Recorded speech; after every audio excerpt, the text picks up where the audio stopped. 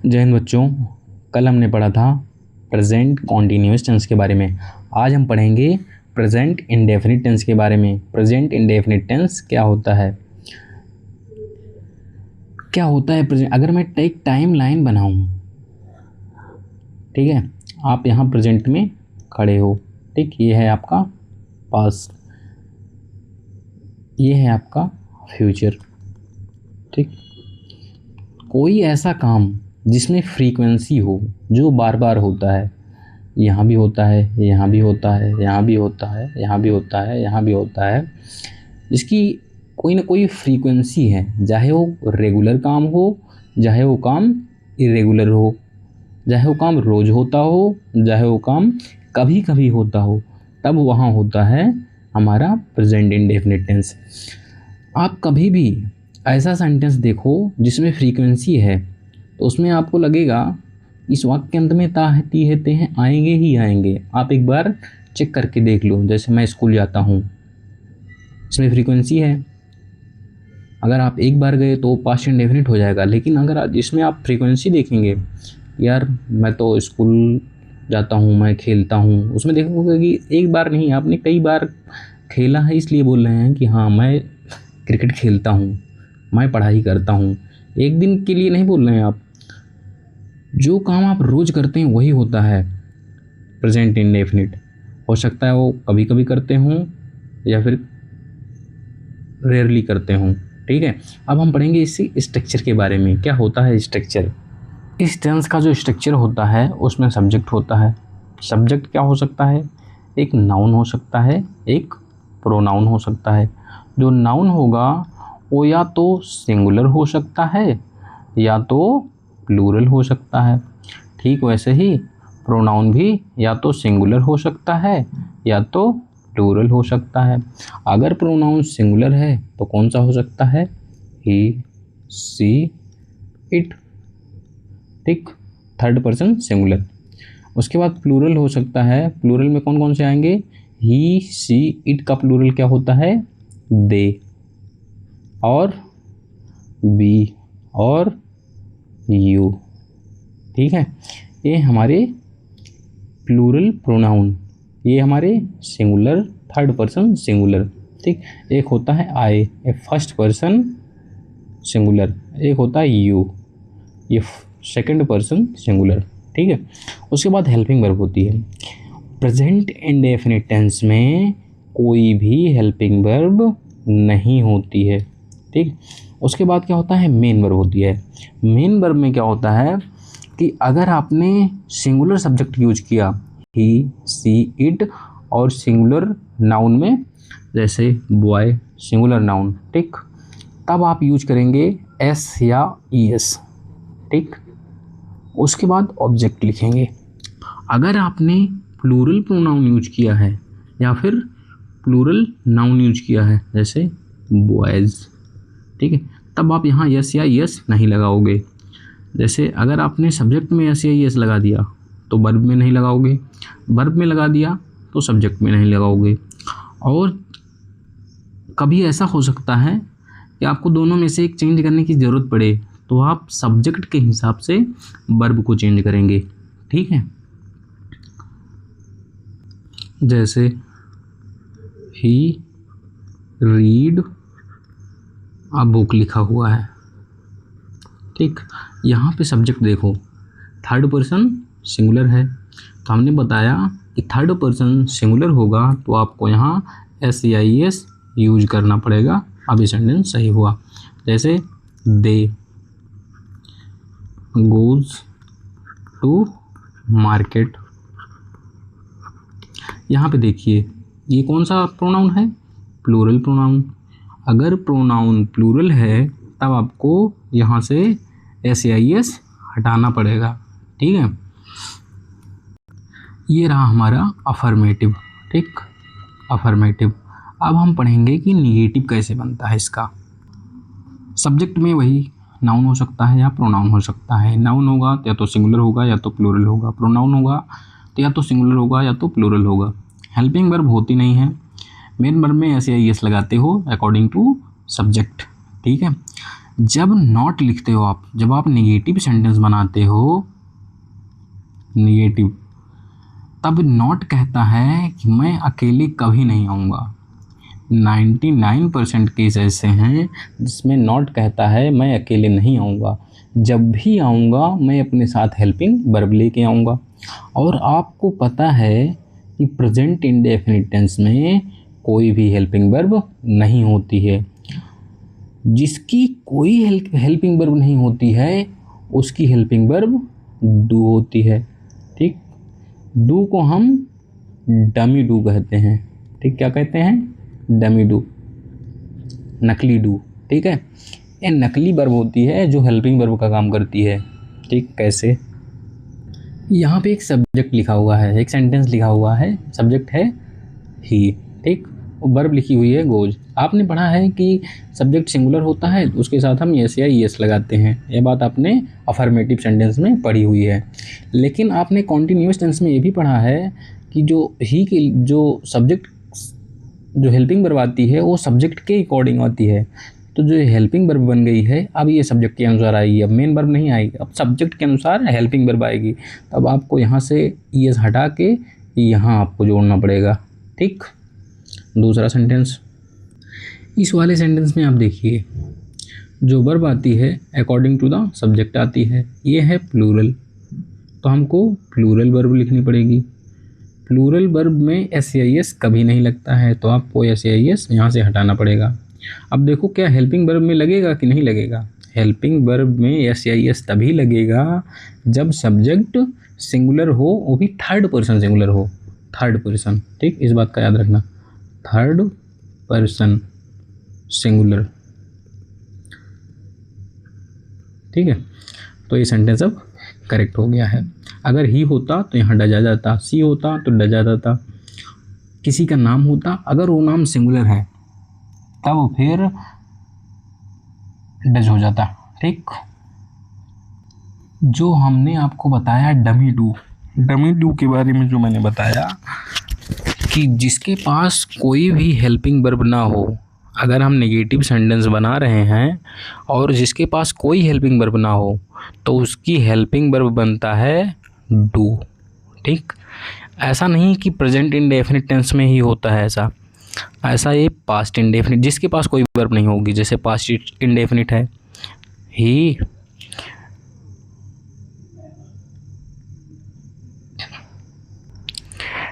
Decided to को लिखा हुआ है, ये है पास्ट टेंस, इसमें हेल्पिंग वर्ब नहीं है। अगर हम इसका भी नेगेटिव बनाएंगे तो जिसकी कोई हेल्पिंग वर्ब नहीं है उसकी हेल्पिंग वर्ब डू बन जाएगी। तो हो गया डू, उसके बाद नॉट, उसके बाद डिसाइडेड मान लो लिखा हुआ है। ठीक, अभी ऐसे ही लिखा हुआ है। अब हम देखते हैं कि जो हेल्पिंग वर्ब आती है वो सब्जेक्ट के अनुसार आती है। ठीक, अब हमें इस जो हेल्पिंग वर्ब है इसका टेंस चेंज करना है, इसकी फॉर्म चेंज करनी है, तो आपको यहाँ से डिसाइडेड हटा के आपको करना पड़ेगा डिसाइड। ठीक, और यहाँ से ईडी हटा के आपको डू हटा के डिड करना पड़ेगा। ठीक, और सेंटेंस कौन से, जैसे जिसमें प्रेजेंट इंडेफिनिट नहीं है लेकिन डू डमी डू का काम करती है, जैसे एक सेंटेंस है गो। ठीक, मतलब जाओ, या फिर रीड द बुक। ठीक है, अब इसका हम निगेटिव बनाएंगे तो क्या हो जाएगा, इसके पास हेल्पिंग वर्ब है नहीं है, तो हम क्या यूज करेंगे, do not read the book. Go, इसके पास क्या हेल्पिंग वर्ब है नहीं है, हेल्पिंग वर्ब नहीं है तो हेल्पिंग वर्ब कौन बनेगी, डू। क्या हो जाएगा, डू नॉट गो। ठीक, डोंट गो। हमारे पास दो सेंटेंस लिखे हुए हैं अफर्मेटिव सेंटेंस, ए है अफर्मेटिव, ए है नेगेटिव। ठीक, इसका अगर हम क्वेश्चन फॉर्म बनाएंगे, क्वेश्चन दो टाइप के होते हैं, एक WH टाइप और एक एस-नो टाइप। ठीक, कितने टाइप के होते हैं, एस-नो टाइप। एक क्लोज एंड होता है, एक ओपन एंड होता है। ठीक, तो जब हम एसनो टाइप क्वेश्चन बनाते हैं, ठीक है, तब हम क्या करते हैं, ये जो इसमें ईएस लगा हुआ है, ये आई हुई है किसके अनुसार, सब्जेक्ट के अनुसार। हम क्या करते हैं, जब हम क्वेश्चन बनाते हैं तब सबसे पहले लिखते हैं हेल्पिंग वर्ब। ठीक, हेल्पिंग वर्ब क्या है, जिसका कोई हेल्पिंग वर्ब नहीं उसकी हेल्पिंग वर्ब क्या बनती है, डू। उसके बाद में ये जो ऐसे यस लिखा हुआ है इसको उठा के चिपका देते हैं इसमें। ठीक है, उसके बाद क्या लिखते हैं, सब्जेक्ट। ठीक, ही लिख दिया। उसके बाद में हमने लिख दिया गो, उसके बाद आगे ऐसे ही लिख दिया। ठीक, ये बन गया हमारा क्वेश्चन टाइप। ठीक, उसके बाद जब हम इसका हम क्वेश्चन बनाएंगे तब क्या कर देंगे, डज को उठाएंगे, आगे लिख देंगे, यहाँ से उठा के does he not go to school daily. ठीक, ये जो नॉट है ये कहता है मैं जब भी आऊँगा मैं मेन वर्ब के पास आऊँगा। किसके पास आऊँगा, मेन वर्ब के पास। तो यहाँ पे देखो मेन वर्ब के पास है। ठीक, लेकिन कब, जब इसको फुल NOT लिखा होगा तब। अगर इसको हम हेल्पिंग वर्ब के साथ चिपका दें तब इसकी पोजीशन चेंज हो सकती है और यह हमेशा हेल्पिंग वर्ब के साथ चिपक के रहेगा। फिर क्या हो जाएगा, doesn't he go to school daily. ठीक है, इस बात का ध्यान ज़रूर रखना। नोट है, नोट कहता है अगर मैं फुल फॉर्म में आऊँगा तो मैं मेन वर्ब के साथ रहूँगा, अगर मुझे कॉन्ट्रैक्ट कर दिया जाएगा, छोटा कर दिया जाएगा तो मैं हेल्पिंग वर्ब के साथ चिपक जाऊँगा। ठीक है, जैसे हमने कॉन्टिन्यूअस टेंस में पढ़ा था कि टेंस को यूज करने के लिए कुछ सिचुएशंस होती हैं जिनमें हम अलग अलग टेंस का यूज करते हैं। ठीक वैसे ही हम प्रेजेंट इंडेफिनिट में भी पढ़ेंगे कि कुछ सिचुएशंस हैं जिसमें हम प्रेजेंट इंडेफिनिट का यूज करेंगे। वो सिचुएशन कौन कौन सी हैं मैं आपको बता देता हूँ एग्जाम्पल के साथ। जो पहली सिचुएशन है हमारी वो सिचुएशन है प्रेजेंट की कोई आदत। ठीक, प्रेजेंट की कोई आदत। ठीक, वो आदत रेगुलर भी हो सकती है और इरेगुलर भी हो सकती है। मतलब रोज़ होने वाली, रोज़ का होने वाली भी हो सकती है और कभी कभार वाली हो सकती है। हमने बताई थी जो आदत होती है वो दो प्रकार की होती है, या तो अच्छी या तो बुरी। ठीक, जो अच्छी आदत होगी उसको हम बताने के लिए हम यूज करते हैं प्रेजेंट इंडेफिनिट का। ठीक, इंडेफिनिट। ठीक, और जो बुरी आदत है, अगर उस आदत से कोई चिढ़ रहा है, चिड़चिड़ा जा रहा है, कोई शिकायत कर रहा है, उस आदत से कोई इतना परेशान हो गया है कि वो शिकायत करने लग गया है, ठीक है, तब हम यूज करेंगे प्रेजेंट कॉन्टिन्यूअस का। ठीक है, जैसे वह सिगरेट पीता है, ही स्मोक्स। ठीक, वह मतलब इतनी सिगरेट पीता है कि कोई किसी दूसरे को मतलब चिड़चिड़ापन होने लग रहा है, तब क्या हो जाएगा, ही इज ऑलवेज स्मोकिंग। ठीक है, और जैसे अगला एग्जाम्पल, जैसे वह सच बोलता है, ही स्पीक्स द ट्रूथ। ठीक है, इसमें जो एस या ईएस आया है ये आया है सब्जेक्ट के अनुसार। अगर मैं यहीं पे सी कर दूं, ठीक, तब ये एस यही सही रहेगा। उसके बाद अगर मैं किसी का नाम लिख दूँ जैसे रवि, ठीक, तब भी ये सेम रहेगा। अगर मैं यहीं पे थर्ड पर्सन सिंगुलर की बजाय अगर मैं प्लूरल लिख दूँ जैसे दे, तब क्या हो जाएगा, स्पीक हो जाएगा, ठीक है, यस हट जाएगा। इसी का अगर हम नेगेटिव सेंटेंस बनाएं तो क्या हो जाएगा, he does not speak the truth, ठीक है।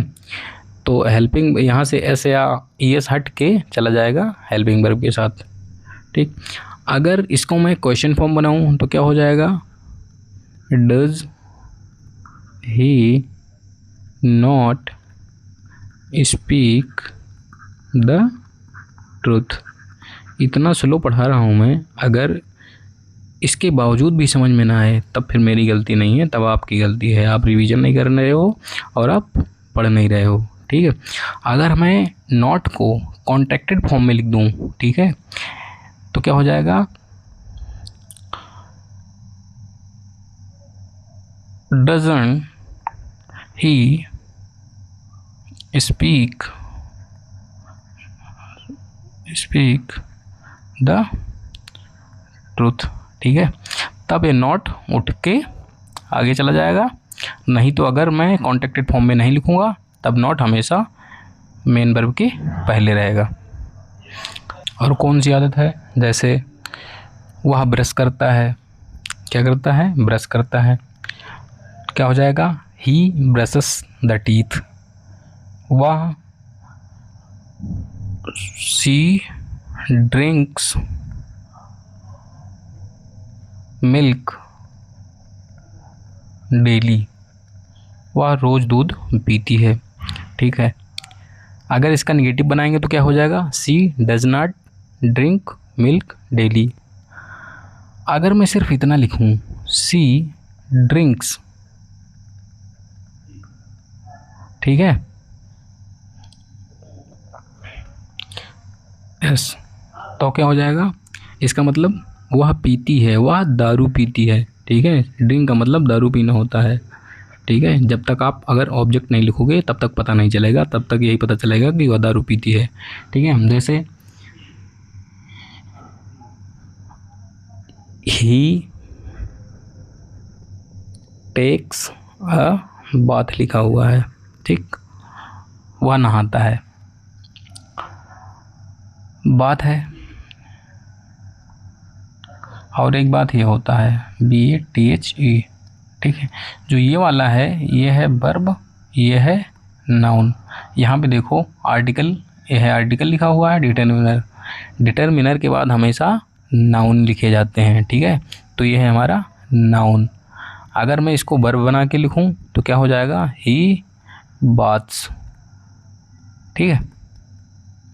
दूसरी सिचुएशन कौन सी है, दूसरी सिचुएशन है जब कोई चीज़ यूनिवर्सल ट्रूथ हो, ठीक है।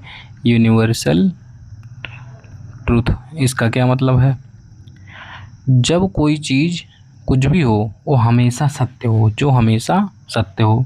जैसे सूरज हमेशा पूरब से निकलता है। जब आप पानी को 100 डिग्री सेल्सियस पर गर्म करोगे तो ये उबलने लगता है, ठीक है। इससे कम डिग्री पे अगर आप गर्म करोगे तो पानी उबलेगा नहीं, ठीक है। जैसे honesty is the best policy. कुछ एग्जांपल लिख देते हैं, उसके बाद आगे बढ़ते हैं अगली सिचुएशन पे। जैसे the sun rises in the east, ठीक।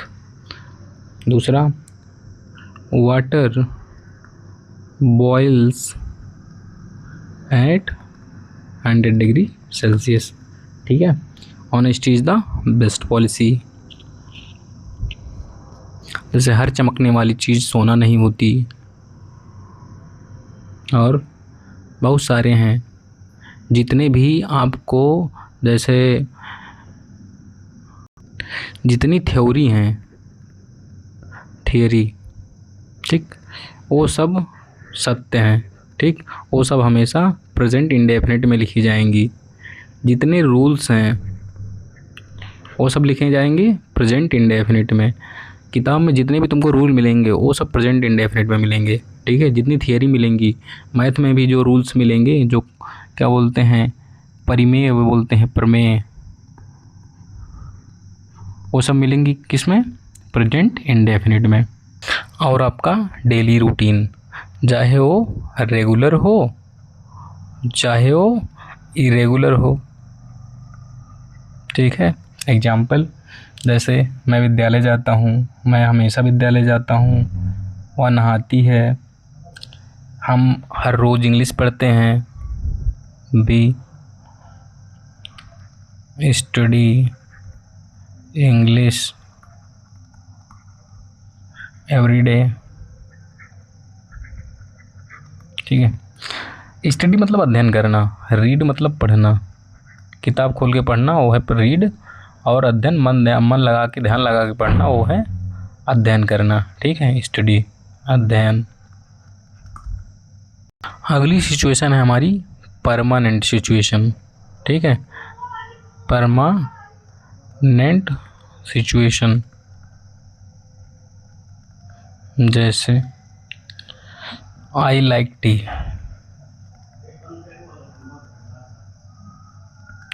मैं चाय पसंद करता हूँ, यह है परमानेंट सिचुएशन, ठीक है। He lives in Delhi, he lives in Delhi, ठीक, यह है परमानेंट सिचुएशन। तो आपको ये जानना होगा कि जो टेम्पोररी सिचुएशन होगी उसके लिए यूज करेंगे हम प्रेजेंट कॉन्टिन्यूअस। जैसे ही लिव्स इन दिल्ली, वह दिल्ली में रहता है, ये परमानेंट सिचुएशन है। जैसे he is living in Delhi, यह है टेम्पोररी सिचुएशन, वह दिल्ली में रह रहा है अभी, वो रिसेंट में कुछ दिन। जैसे my father works in a bank, मेरे पिताजी एक बैंक में काम करते हैं, यह है परमानेंट सिचुएशन। और अगर इसी को मैं कॉन्टिन्यूअस टेंस में लिख दूं तो हो जाएगा temporary situation. My father is working